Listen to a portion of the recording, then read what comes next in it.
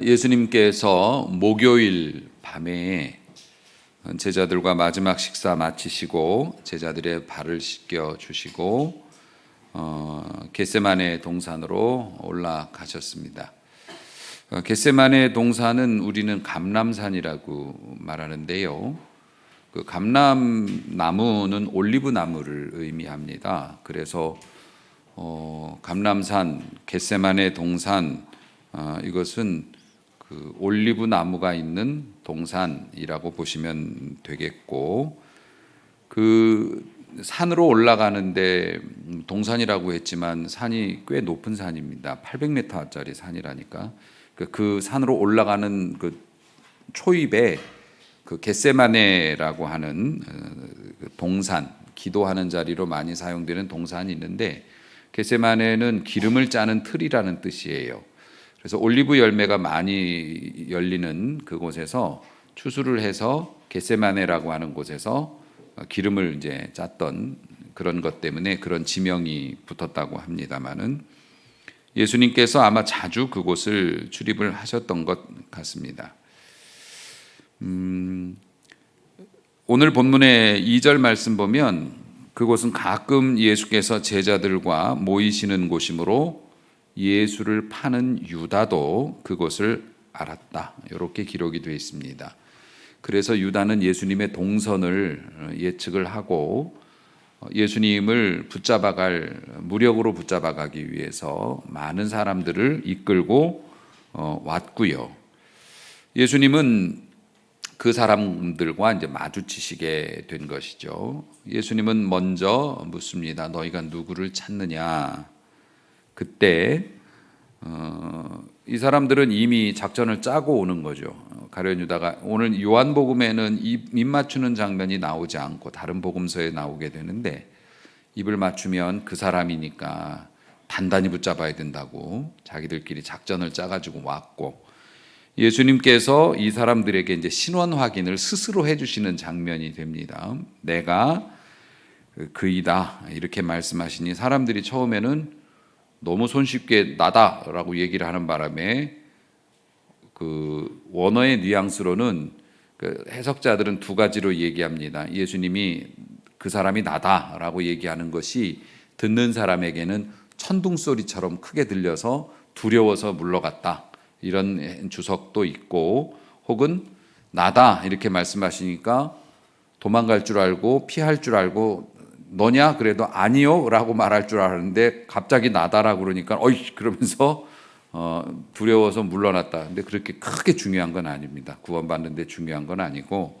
어쨌든 이 사람들이 물러갔을 때 다시 예수님께서 신원 확인을 해주시는 그런 장면이 오늘 본문 안에 기록이 되어져 있습니다. 그러시면서 두 번째, 내가 그니, 내가 그 사람이다, 너희들이 잡기 원하는 내가 그 사람이니까 하시면서 나를 찾거든 이 사람들이 가는 것은 용납하라 라고 말씀하셨어요.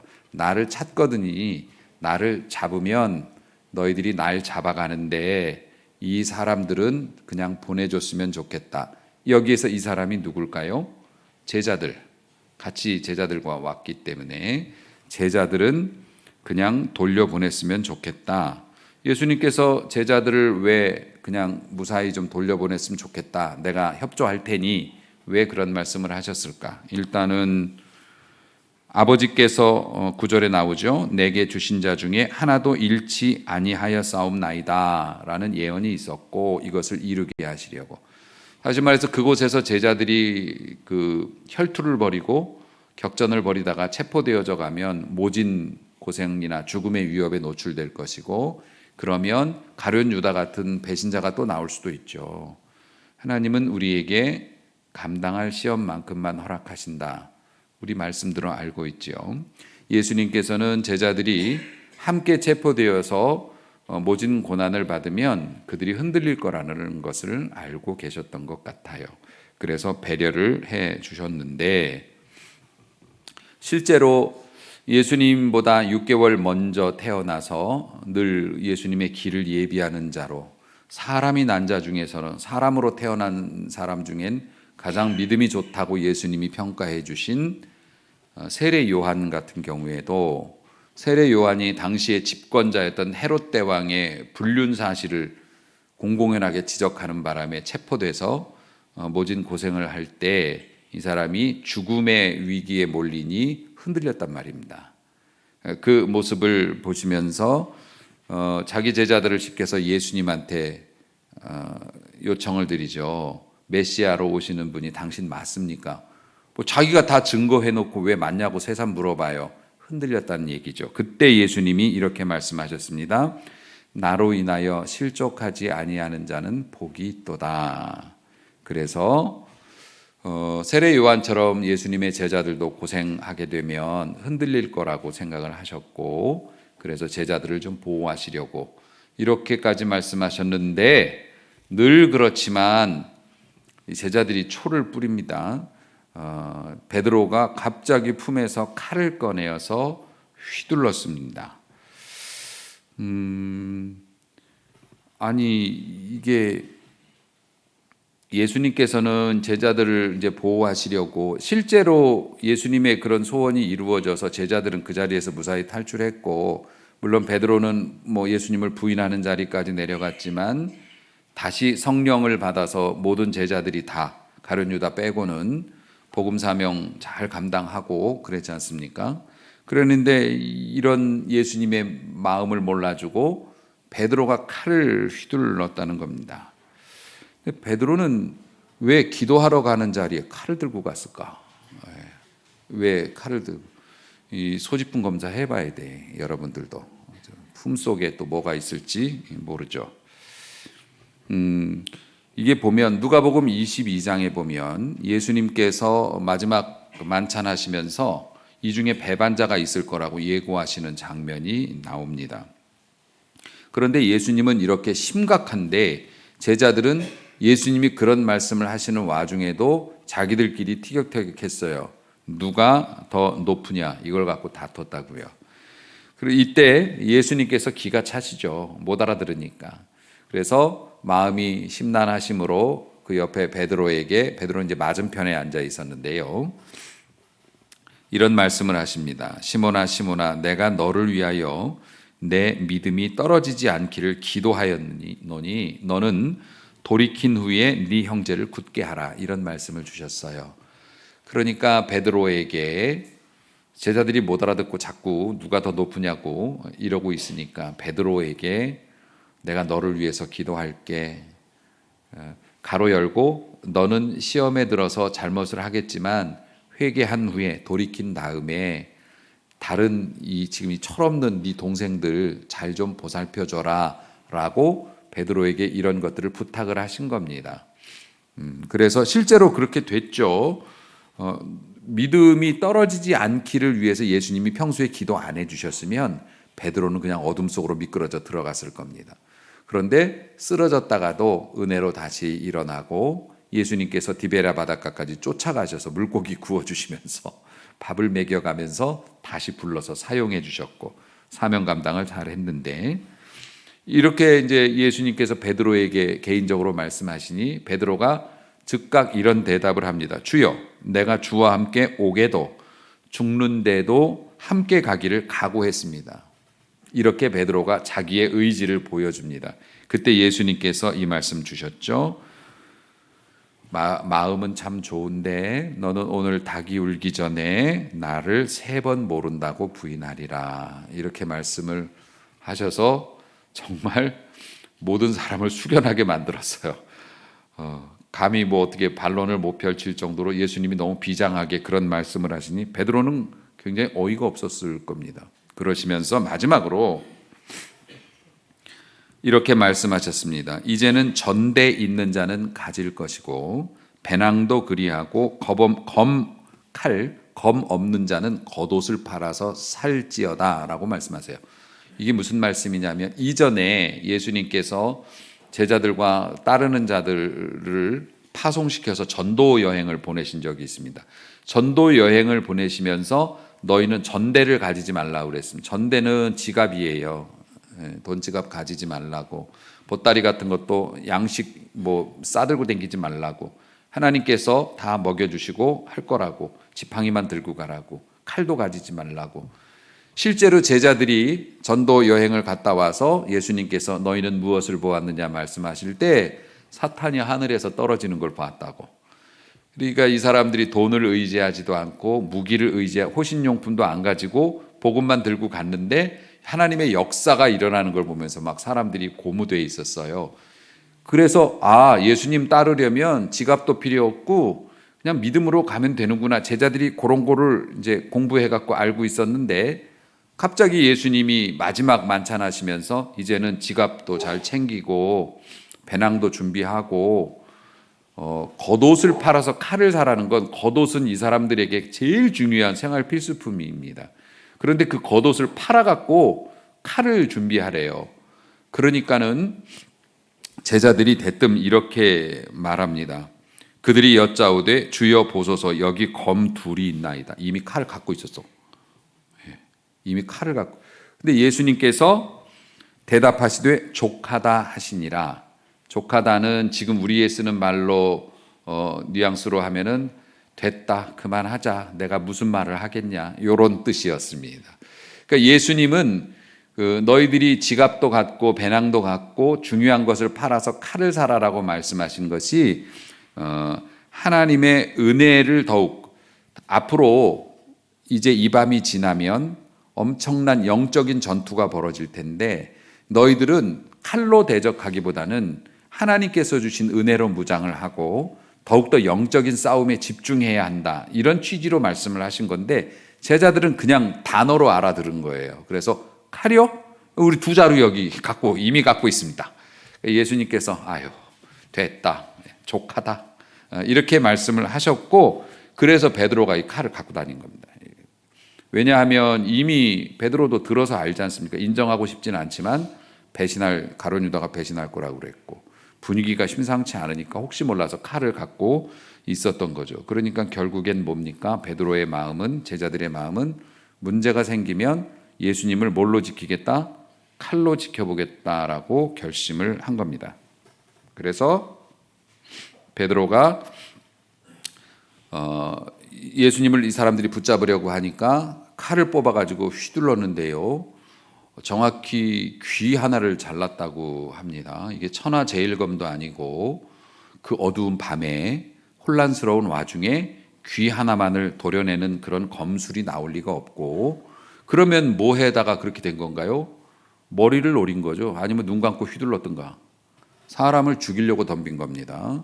그런데 빗나가서 귀 하나가 잘리게 되었고, 이 사람이 귀 잘린 사람이 얼마나 억울했는지 이름도 등장해요. 말고라고 하는 이름이 등장할 정도로 심각한 상황이 되었는데, 베드로가 이렇게 갑작스럽게 판을 깬 거 아닙니까? 산통을 깼는데 교회는 산통을 깼단 말을 쓰지 않죠. 산통은 원래 점쟁이들이 쓰는 그 대나무 놓고 흔드는 통이 산통이에요.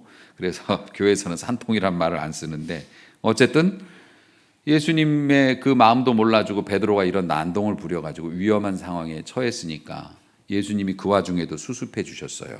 원상복구. 그래서 귀를 갖다가 도로 붙여 주셨습니다. 됐지? 이러니까 잡아가지 마. 이런 상황이 되어 버리는 겁니다. 여기서 오늘의 고민이 나옵니다. 칼과 십자가. 이것은 예수님을, 모든 시대에 예수님을 따라 살아가는 사람들에게 항상 고민거리였고, 한때는 전도 방식이기도 했습니다. 그러니까 십자가를 칼로 전하는 거죠. 처음으로 기독교 교회에서 복음 때문에 칼을 뽑아든 것이 베드로 이후에 십자군 전쟁이었습니다. 기독교회가 이슬람 세력이 이제 막 흥왕해가지고서 무력으로 전쟁을 통해서 중동 지방을 막 다 점령해 내려오지 않았습니까? 그럴 때 예수님이 활동하셨던 예루살렘도 이슬람군의 손아귀에 들어가서 회교도의 땅이 되었고, 예수님이 활동하시던 이스라엘의 대부분의 땅들이 지금도 그렇지만 이슬람 사람들에게 점령당해져서 성지가 오염됐다고 생각을 했고, 중세 프랑스나 뭐 이런 데 있는 사람들이 교황이 직권으로 그리스도 기사단을 모집을 해서요. 명분은 빼앗긴 성질을 탈환한다. 그런데 뭘로? 쟤네들이 좋게 말로 안 들으니까 칼로 뺏는다. 그래서 군대를 파병했다는 겁니다. 그래서 기독교 기사단 개개인들이 특히 지방 영주들, 당시에는 지방마다 작은 성을 가지고 자치 그 세력을 유지했던 이 영주들이 거기에 참여 안 하면 따돌림 당하는 분위기인 거예요. 남자도 아닌 거예요. 분위기를 그렇게 몰아가서 지방 영주들이 자기의 개인 사병들을 조직해가지고 모여서 큰 군대를 만들어서 원정 여행을 떠났는데, 이게 옆 동네도 아니고 어마어마한 거리이지 않습니까? 그렇게 떠나가자마자 얼마 지나지 않아서, 준비도 안 하고 떠났으니까 양식도 금방 떨어지고 보급을 못 받으니까요. 보급이 없는 전쟁을 한 겁니다. 그러니까 어떻게 해야 됩니까? 지나가는 마을을 털기 시작하죠. 그냥 안 주면 칼로 위협하고 덤비면 죽였습니다. 그리고 그렇게 하는 것이 마음에 걸리니까 뭐라 그래요? 이교도를 죽였다. 처음에는 그것이 마음의 가책이 되고 기도거리가 되었지만 시간이 지나면서 습관이 됩니다. 그래서 십자군이 지나가는 마을마다 대규모 사륙이 벌어지고 약탈이 벌어집니다. 얼마나 잔인하게 사람을 죽여댔던지 이슬람 사람들이 기독교를 증오하는 가장 큰 이유가 현대에서도 그 옛날 십자군들이 자기네 조상들에게 행했던 이야기를 전승으로 알아듣고 있기 때문에 예수를 섬기는 것들이 저렇게 무서운 놈들이고 나쁜 사람들이다. 지금도 화해가 불가할 정도로 엄청난 만행을 십자가를 들고 하는 십자가 군대가 그 짓을 했고, 실제로 그 성질을 칼로 탈환하겠다고 하는 이 발상 자체도 교황이 자기 지방 영주들이 일어나서 자꾸 자기 말을 안 들으니까 이런 종교 전쟁이라는 명목으로 이 사람들의 힘을 외부로 분산시키기 위한 정치적인 이유에서 이제 비롯된 거고, 결국에는 권력 다툼과 피비린내 나는 영토 전쟁이었을 뿐이었던 거죠. 십자가를 칼로 사용했을 때 이런 일이 역사 시대에도 있었습니다.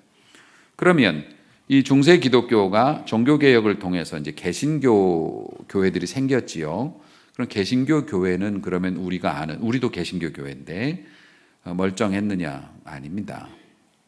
위대한 종교 개혁자 칼빈, 장로교의 창시자이기도 한 이 칼빈 선생님이 스위스 제네바에서 종교개혁에서 개혁교회를 목회하실 때 제가 가끔 설교 중에 몇 번 얘기했을 거요. 주일날 예배 안 나오면 전도사님들 보내서 집에 가갖고 그 사람 잡아다가 교회에서 팼다고요. 나도 그런 목회 해보고 싶다고 내가 여러 번 얘기했잖아요. 감옥에 가도 교회 감옥이 있어요. 심지어는 주의 이름으로 사형 판결을 내리기도 했습니다. 칼빈이 그랬다고요. 종교개혁 이후에도. 그래서 스위스 제네바시를 복음화한다는 그런 명분을 가지고 이교도들이 안 받아들이지 않습니까? 교회를 안 받아들이는 사람들이 있을 수 있지 않습니까? 다른 종교를 가진 사람들이 이 사람들을 잡아서 고문을 하고 처형을 했다는 기록도 나옵니다. 그러니까 복음을 전하기 위해서 칼도 무력도 사용한다는 거죠. 그러니까 이런 것들이 비단 십자군 시대의 중세 시대의 그런 잔재가 아니라 개신교 시대에도 있었고 오늘날도 존재한다는 겁니다. 여러분, 그리스도의 복음을 앞세워서 무력과 군대를 파병해 가지고서 식민지를 만들었던 서구 열강들의 역사를 우리는 기억하고 있습니다. 수많은 나라들이 식민지 만들 때 뭐라고 그랬어요? 선교사를 먼저 보낸다고요. 그리고 복음을 받아들이지 않는다는 이유로 군대를 보내서 선교사를 핍박했다는 이유로 전쟁을 붙여서 그 나라를 먹어버렸습니다. 그런 걸로 유명한 나라들이 있죠. 뭐 프랑스, 스페인, 영국. 여러분 요즘에 IT라고 하는 나라가 뉴스에 가끔 나옵니다. 관심 있게. 원래 그 IT라는 나라 우리는 뭘로 기억하냐면 IT 대지진 이걸로 기억하고요. 요즘에는 무정부 상태로 갱단들이 나라의 60%를 지금 점령했고 그래서 무정부 상태가 오래 지속되고 있는 나라로 기억을 합니다. 그래서 지금 대통령이 암살을 당했어요. 암살을 당했는데 그 암살의 배후에는 현재 총리, 대통령직을 수행하고 있는 총리가 암살의 배후에 있다고 생각을 합니다. 그리고 갱단들이 총리가 해외 국제회의 참석자 해외에 나갔을 때 이 사람들이 난동을 부려가지고서 공항을 점령하는 바람에 총리가 아직도 못 들어오고 있고, 그런데 그 총리도 갱단의 두목이에요. 다시 말해 정치하는 사람들이 민주주의 정치가 안 되니까 사설 갱단을 고용해갖고 상대방을 죽이는 방식으로 정치를 해왔습니다. 그 전에는 부정부패였고요. 그 전에는 뭐 했냐면은 1400년대부터 프랑스가 이 나라를 식민지 삼아서 했습니다.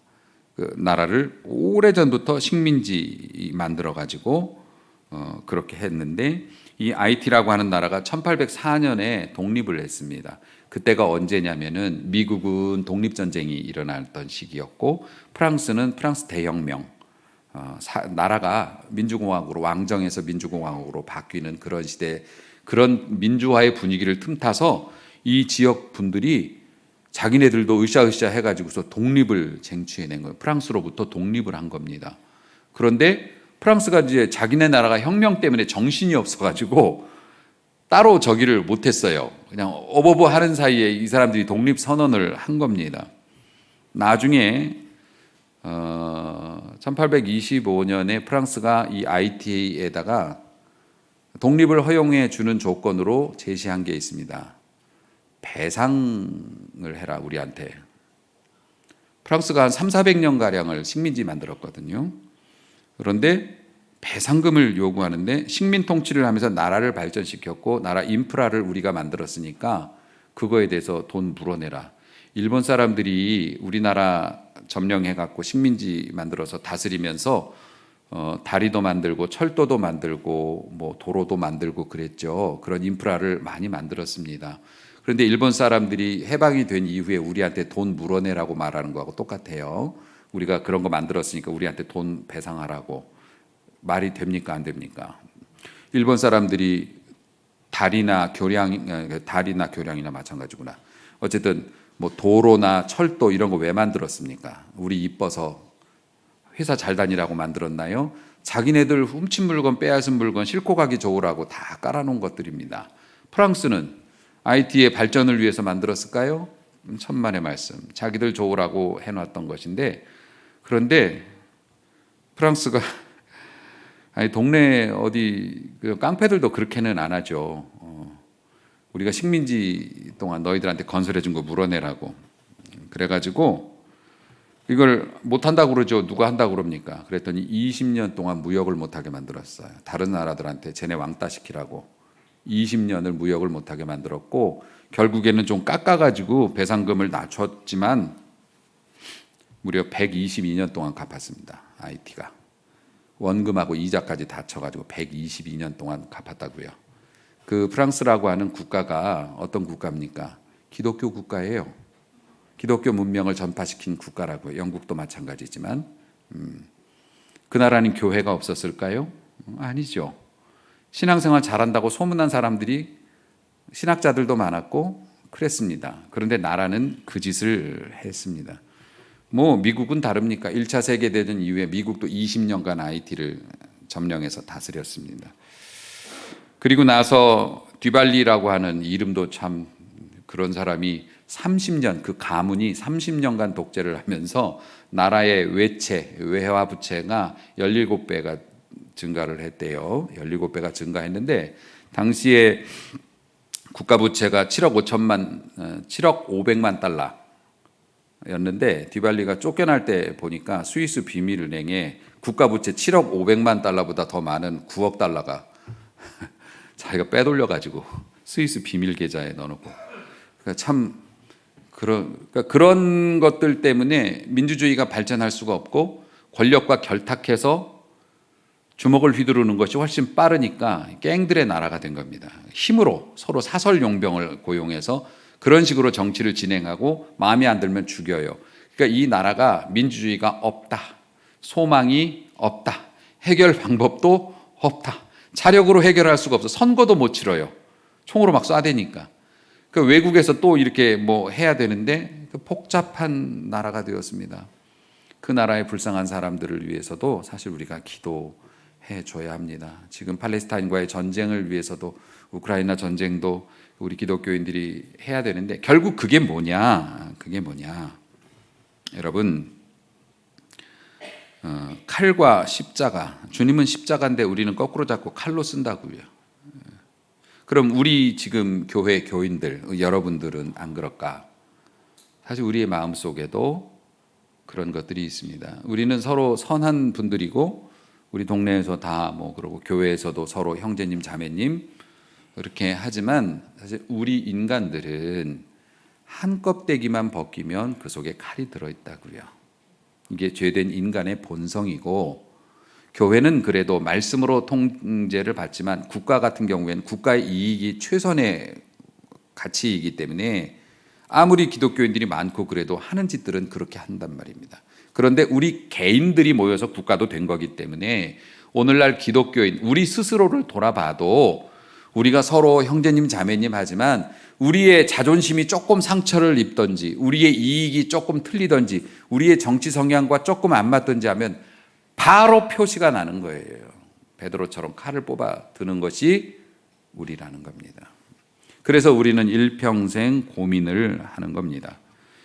그리스도인이고 형제를 사랑한다고 말하지만 얼마나 세상에 많은 칼을 휘두르는지 몰라요.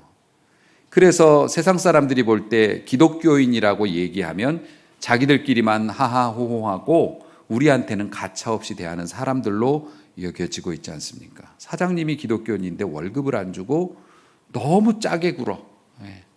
요만한 거 하나 가지고도 아주 달달 볶아. 이게 뭡니까? 교회가에서는 좋은 장로님이고 집사님이고 권사님일지 몰라도 세상 사람들한테는 칼을 휘두른 거예요. 그러면 그 세상 사람들에게 칼을 휘둘러서 그들이 피를 흘리면 주님의 가슴에 칼을 휘둘러 피를 흘린 것과 똑같은 것이고, 사랑하는 성도 여러분, 우리는 삶으로 주님을 따라가는 그런 연습을 죽을 때까지 해야 됩니다. 그래야 결정적인 순간에 칼을 휘두르는 자가 되지 않을 것이고요. 베드로의 칼과 예수님의 십자가 중에 어떤 것이 옳은지는 우리가 예수님의 그 후의 일들을 보면 알 수 있죠. 칼로 일어선 많은 사람들은 오명을 또 사람들의 저주를 받으면서 무덤 속으로 사라져 갔지만 주님은 오늘도 세월이 흐르면 흐를수록 더 선명해지고 더 왕성해지는 복음을 우리에게 주신 주님으로서 우리 곁에 승리의 깃발로 머물러 계십니다. 아멘. 그러나 칼을 휘둘렀던 자들, 특히 교회의 이름으로 칼을 휘둘렀던 자들은 다 모두 멸망의 어둠 속으로 사라져 갔죠. 예수 복음에 탐욕이 들어가면 우상 숭배가 됩니다. 그리고 예수님 복음에 권력이 결탁하면 십자군이 됩니다. 그리고 예수님 복음에 인기와 명예가 붙으면 이단이 됩니다. 그러면 우리는 어떻게 해야 합니까? 조금 더 순수한 하나님의 백성으로 살아가기 위해서 공부하고 연습하고 그렇게 해야 합니다. 교회에서 봉사 같은 거 하다 보면 마음 상하는 일이 있습니다. 그러면 우리는 칼을 꺼내고 싶죠. 나도 할 말 있다고 쏴붙이고 싶죠. 논쟁이 벌어지면 이기고 싶습니다. 그래서 내 탁월한 이 언변으로 제압하고 싶은 마음이 있죠. 그런데 예수님은 어떻게 하셨나요? 칼을 휘두르지 아니하시고 순순히 그들에게 잡혀가셨습니다. 예수님은 십자가의 길 걸으셨고 방법을 따르신 거고 그게 하나님께서 원하시는 거였기 때문에 그래요. 싸울 줄을 몰라서가 아니라.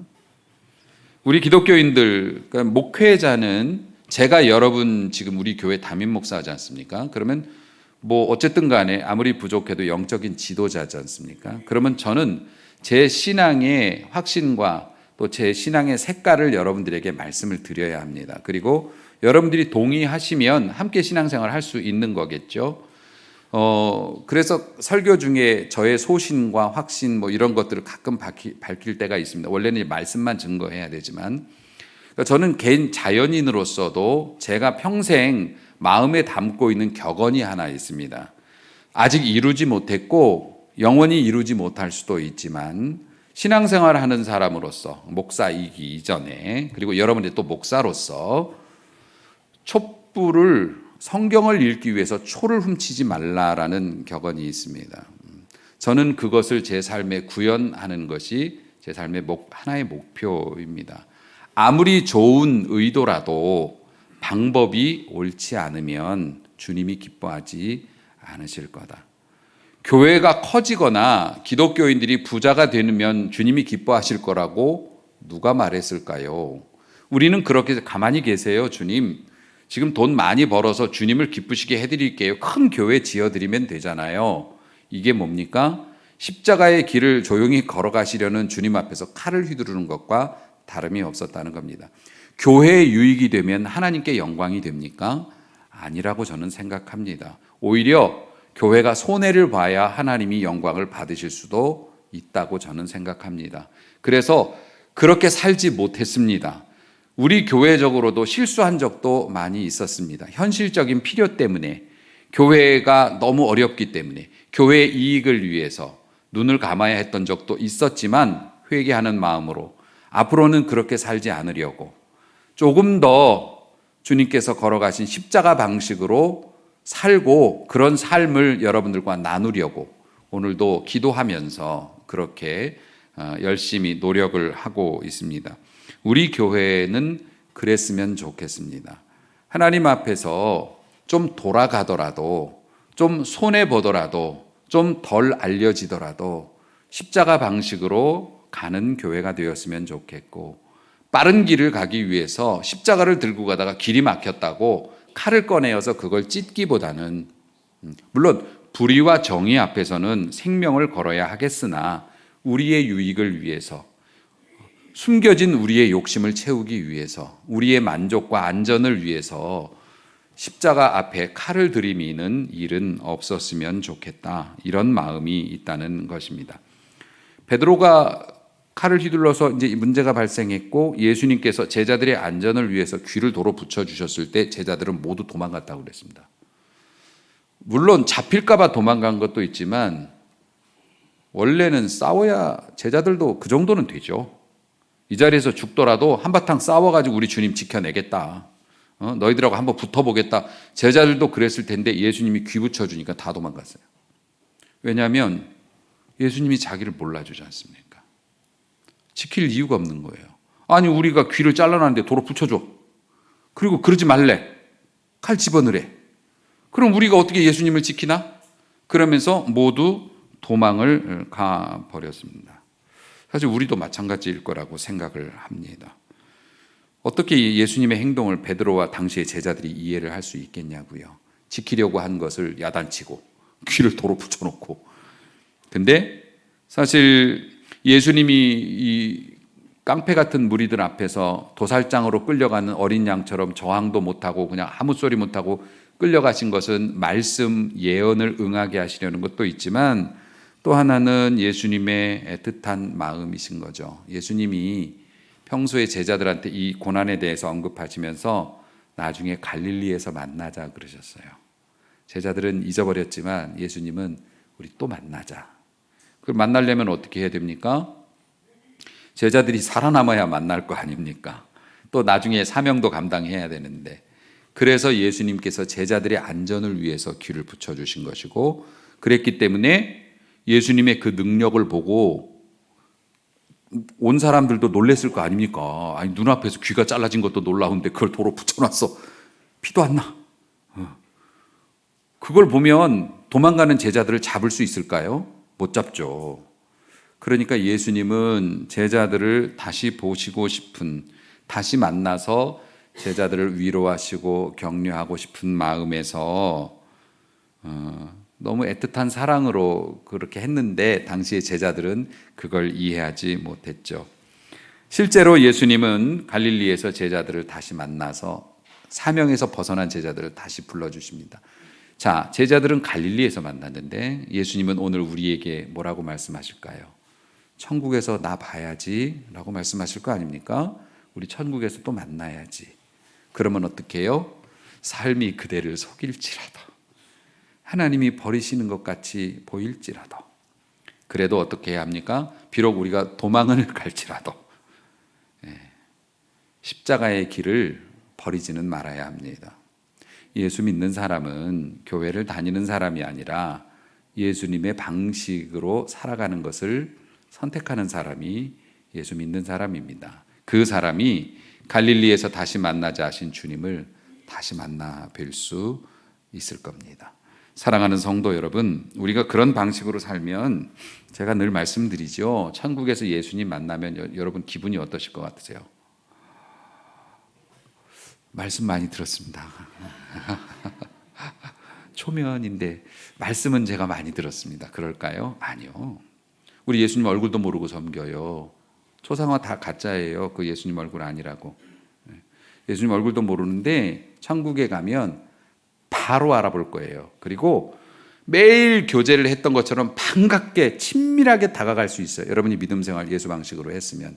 왜냐하면 우리가 그런 선을 행할 때마다 주님은 우리의 영혼에 가까이 오셔서 우리와 교제하시기 때문에 우리가 영적인 상황이 되면 어색하지 않고 두려워하지 않고 그냥 어제 만난 분처럼 그냥 달려가서 안길 수 있을 거예요. 주님이 그것을 원하시고, 그런 방식은 예수님을 위해서 칼로 공을 세우는 데 있는 것이 아니라 좀 힘들고 손해보더라도 억울하더라도 주의 방식을 따라가는 성도와 교회들에게 주어지는 은혜라고 하는 것.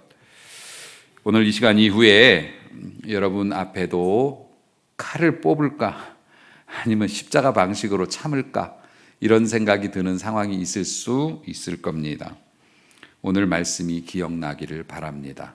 그래서 주님의 마음을 살피고 그때 주시는 하늘의 지혜와 담대함으로 용기를 얻어서 주님을 따라가는 거룩한 결정을 할 수 있는 그런 성도요 교회가 될 수 있기를. 여러분, 그렇게 살아갈 때 하나님께서 여러분에게 축복은 덤으로 주신다고 하는 것 잊지 마시고 즐거움으로 십자가의 길을 선택할 수 있는 우리 모두가 될 수 있기를 주님의 이름으로 축복합니다. 기도합니다.